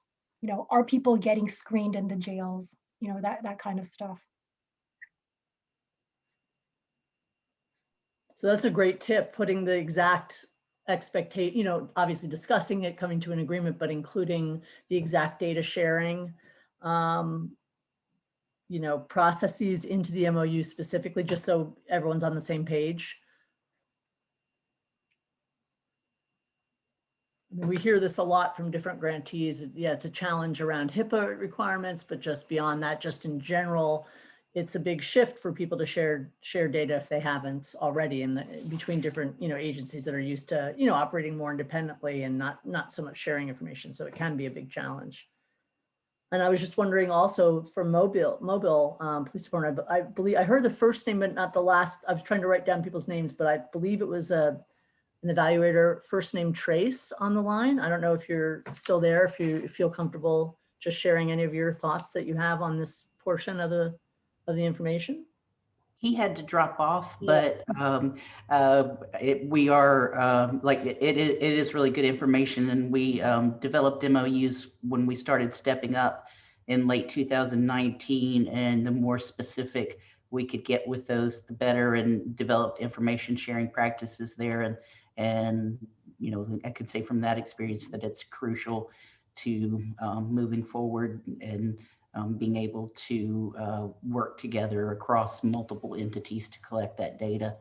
So, anything we can learn about that is very helpful. So, great. And I'm sure with your focus on high utilizers, you're probably going to be looking right at their use of different services, I'm sure, as a metric, right? I would imagine. Absolutely. Yeah. Yeah. Great. Oh, thank you for sharing that. Sure. Thank you. Any other thoughts or questions? Sergeant Winsky, I don't know if you have anything to add to this slide. No, I don't think so. And I think too, I'm sorry, I may butcher your first name. Is it Mele? But I think you are thinking, let me know. Yeah, jump on and tell me the correct pronunciation. Neely. Mealy. I think the way that you're thinking about it in terms of practice is extreme. I think that's spot on. I think including that data use piece specifically in the MOU and building in clauses that says we'll be meeting regularly, so that you all can always go back and begin, and it's always flagged in that people's mind and you can see it. I think that is part of the best practice in addressing that data outcome measures and program evaluation piece. So I think that's the right way to think about it. moving on Well, to just a shout out to the Family Resource Center team. I mean, it wasn't my idea, it was their idea. great idea. You all work together. So that's a great idea. That's the exact way to think about it. Spot on for the team. I think we can move to the next slide. And I think this may be, no, it's one more other slide on me. And just thinking about the mental health center itself, right? And then the policies that are very specific to the mental health center. It's great. I know in the beginning, folks was talking about identifying their center space. And, you know, identifying the space, the location and service of hours are extremely important.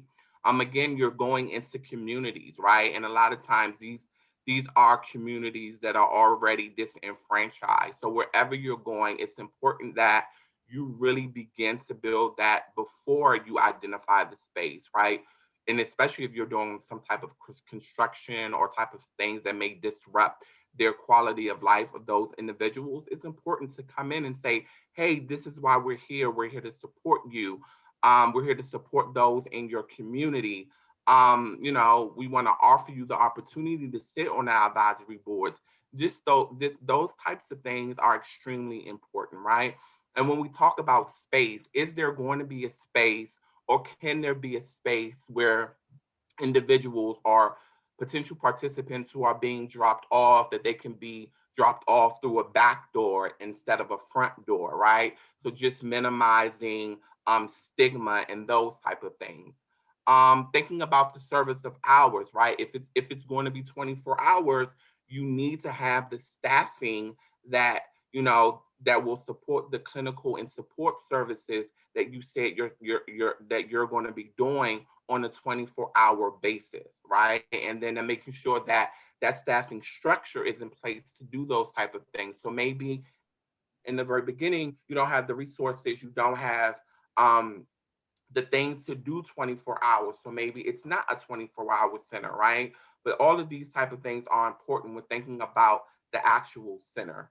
Also making sure if you're finding a location for a center that, you know, you are following zoning and licensing requirement. For example, when we were developing centers and identifying sites in New York City, some of the spaces that we identified wasn't zoned for residential. It was strictly business. So folks couldn't stay there. And so we had to think about ways that we can get zoning requirements so that we can get these residential permits so that folks can actually stay if it's going to be a bidded thing, or that, you know, certain services like mental health or substance use services, it's zoned for that. So those are important things to think about. And again, thinking about all the things that are your license requirements, because a lot of these programs, you're going to need a requirement from your state board of mental health and substance abuse. So just making sure you're in communications with them. And a lot of times that we'll talk about it on the next slide, they provide a lot of the funding for these type of centers. So just making sure you are working with them to get the appropriate licensing and to meet the appropriate requirements to get their licensing around these programs are extremely important things to think about. Identifying exactly what it is in terms of what the centers is going to be providing, the services centers are going to be providing in the clinical and support level for your participants, right? And just really making sure that you have the means to provide these all the time, and you have policies and procedures in place to address these center things. And a lot of times, if you are being licensed by your state agency, they are going to require that you have these policies and procedures in place, right? Whether it's health and behavioral health screenings, physical assessments, treatment and recovery plans, counseling, advocacy, empowerment services, occupational services, discharge plans, medically supervised stabilization policies, MAT referrals. All of these policies and procedures are going to have to be put in place if you are identifying that these are the clinical and support services that the center is going to be offering to your participants. I think it's also important that you adapt the space and think about adapting the center space for participants' needs. For example, when a person is being handed off to center staff, make sure that there's not only a clinician or someone from the medical staff, but also a peer who's there to talk them down, to support them, that can take them aside, do that initial assessment of eligibility, while law enforcement and the clinical folks are thinking through the and handling the handoff process, right? So these are just important things that really the mental health center should be thinking about with those policies. In the interest of time, I'm going to move forward, but if you have any questions, drop them in the chat. I will answer them, but we can get through the next slide really quickly, and then I want to kick it over to Sergeant Winsky. And then again, funding and sustainability is really important. A lot of times these things are being funded through local and city funding. So it's very important to have these individuals on your advisory board, that they know your success, they know the impact you're making, because you're going to be asking them, whether it's the mayor, whether it's the city council who have this discretionary funding, you're going to be asking them for that money. State funding, right? Again, a lot of the people who are doing the licensing, they offer grants, they offer services for the funding. So your mental health, your substance use office, they may be able to help. And while we have federal funding here, that's funding. We really don't think about federal funding as sustainability, because we want to wean folks off from the centers relying on federal funding. But there's also opportunities for federal funding, as you all see, because you all are paid through BJA, which is a federal funder. But then there's also going to be opportunities around this American Rescue Plan. And in the next coming months, we are really going to be designing a presentation around the opportunities that the American Rescue Plan has, specifically with using that money for this type of center. So stay tuned for that. We're looking to develop that and have that webinar soon in June. And just insurance reimbursement funding, whether it's private insurance, Medicaid, Medicare, making sure that you have those systems and database in place where if folks have insurance, they have private, they have Medicaid, Medicare, you are able to reimburse as best as possible for that stuff. So I'll stop there. If you have any questions for me, feel free to drop them in the chat. I can chat response to them to you, but I want to pass it on to Sergeant Winsky.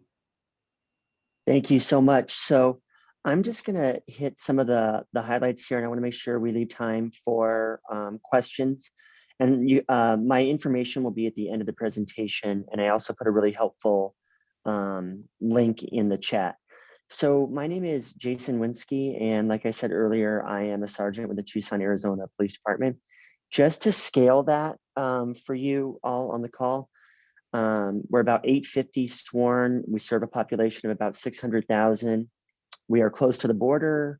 We have a huge veteran population. We have the state university here.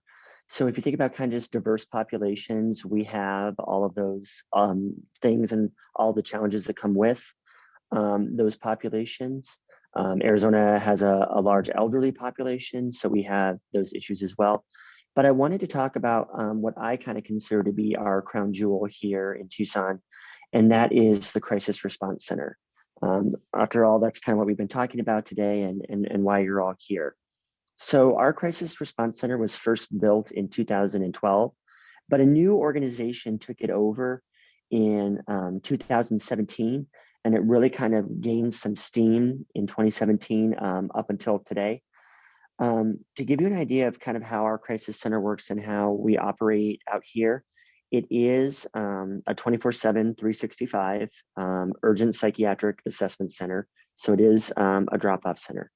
It takes both voluntary and involuntary patients.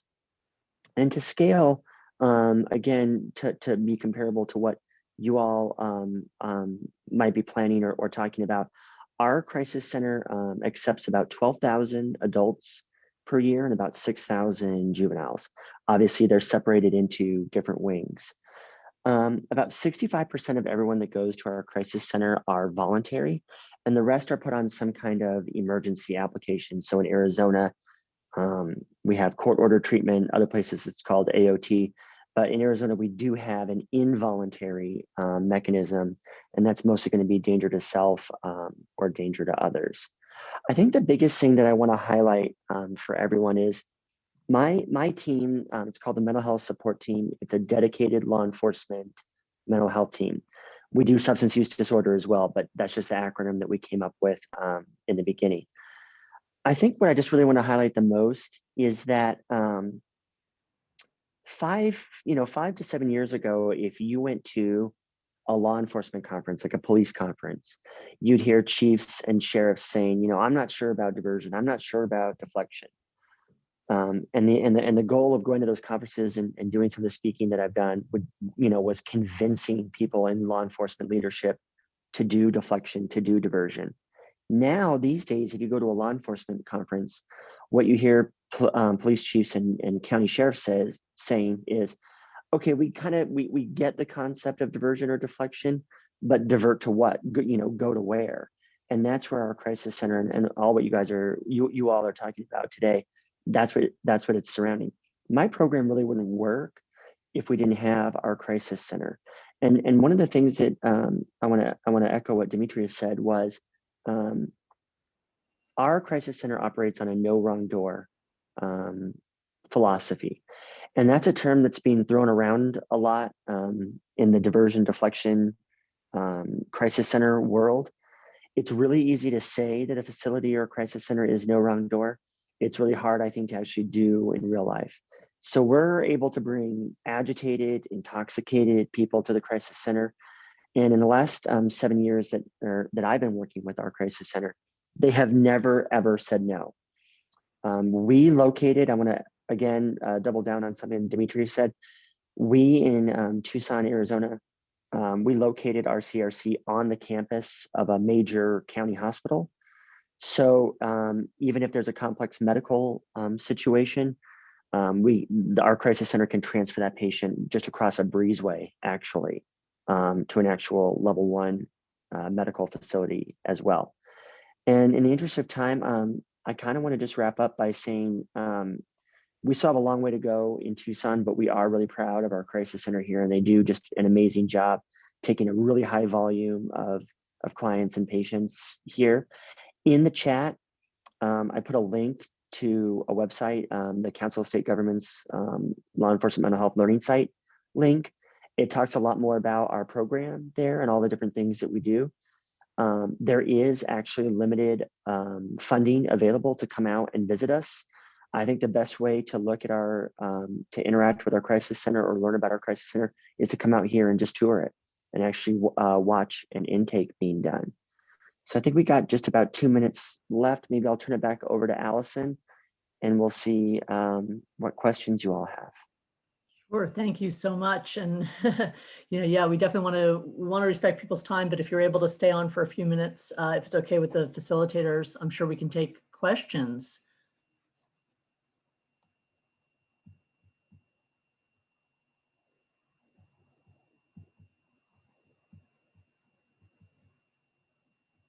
It's a lot of information today. I know it's we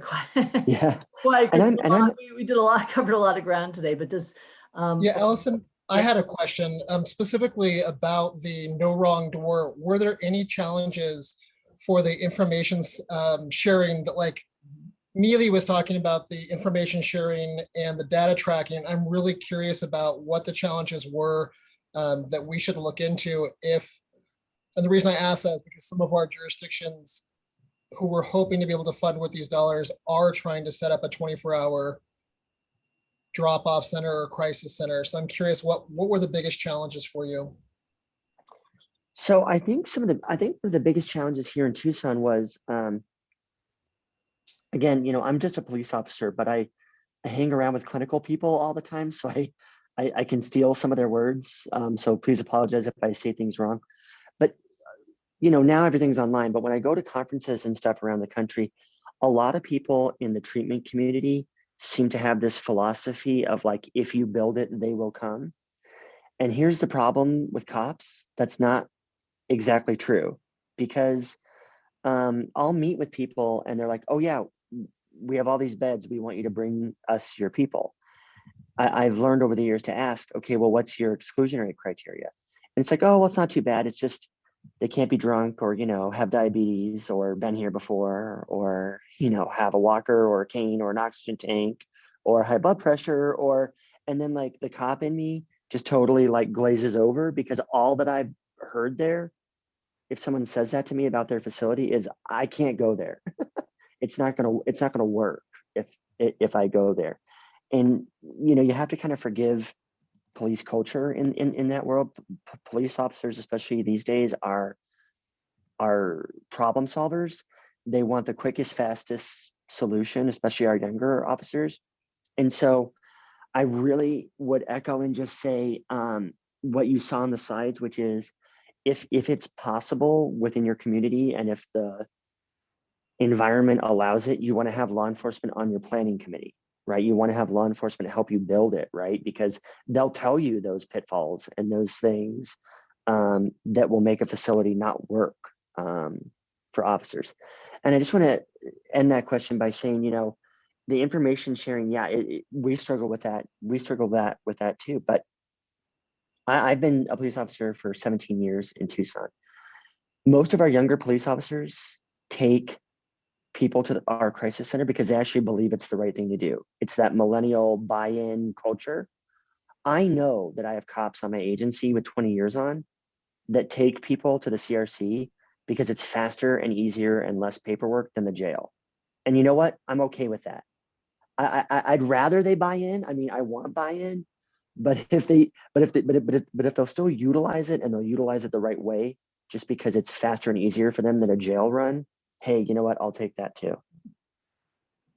Thank you. Yeah, and as a clinician, I think you excluded like 90% of the high utilizers with that too. So I don't think it's just cop mentality. And thank you. So I'm hearing clearly too that there's no wrong door for police officers either to be able to, whatever's going to work with them to get them there. So I appreciate that. Thank you. Yeah, I mean, motivational interviewing, right? Meet people where they're at. I mean, you know, I mean, one example that's always stuck with me is one of our grantees established a crisis center, and they literally, they were starting at a point where they still had the decision about where it could be, and they literally decided to put it in a location that was on the same road as going to the hospital ER.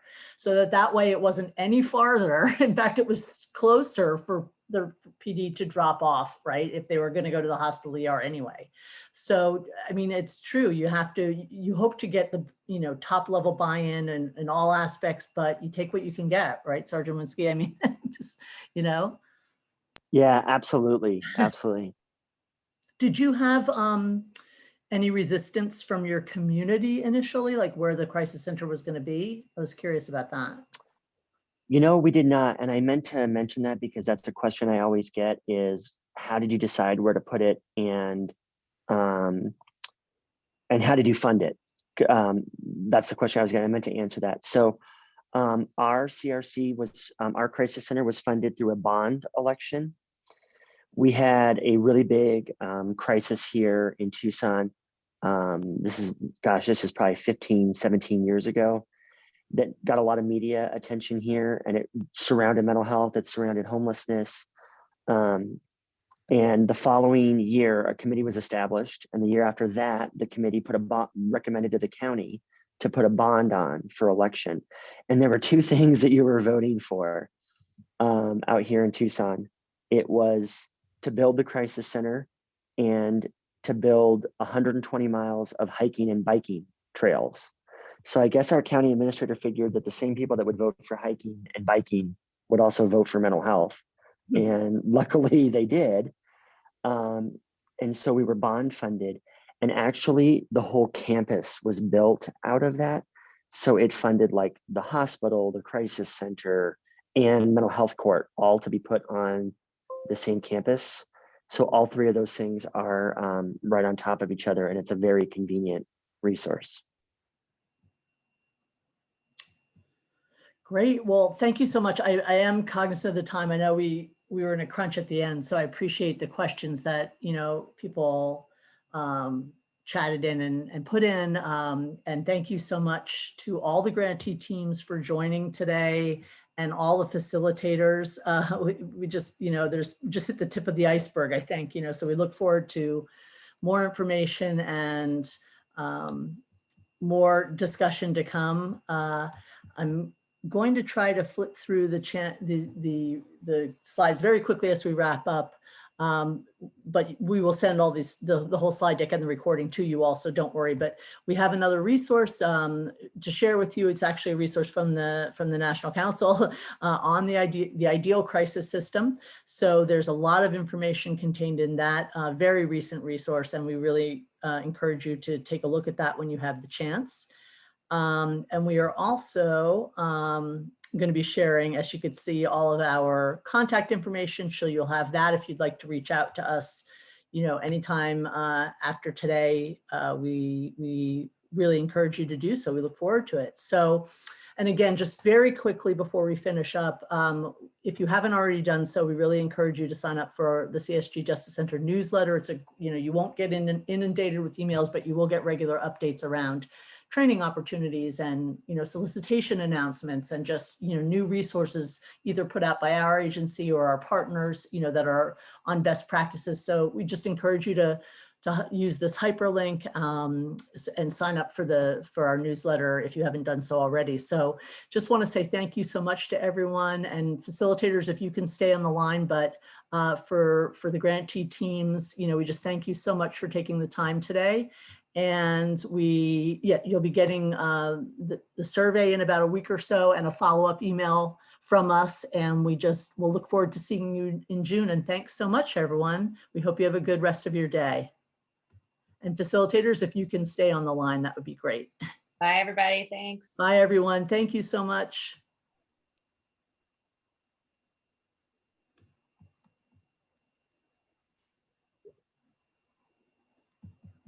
Okay.